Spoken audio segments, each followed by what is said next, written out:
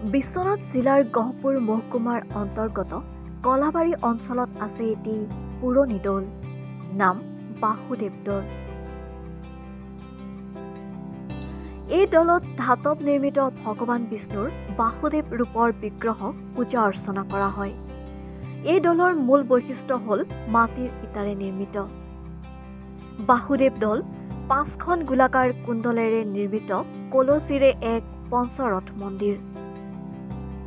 লোকশ্ৰুতি অনুসৰি বাসুদেৱ দৌলৰ শীৰ্ষত এটা সোণৰ কলচী আছিল, যিটো মানৰ অসম আক্ৰমণৰ সময়ত লুটি লৈ যায়। দৌলটোৰ উচ্চতা প্ৰায় 20 মিটাৰ আৰু মূল ভেটিৰ মেৰ 17 হাত।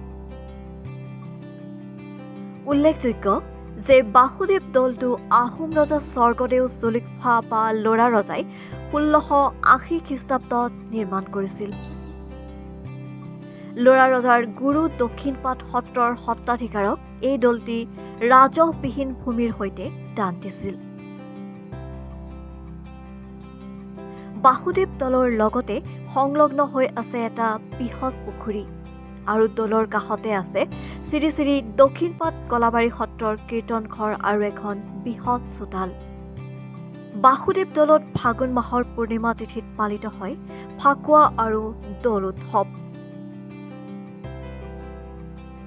দৌল উৎসৱৰ দিনা প্ৰতিস্থাপিত বাসুদেৱ বিগ্ৰহক পূজা কৰা হয় আৰু শোভাযাত্ৰা কৰি গোসাঁই ফুৰাবলৈ অনা হয়।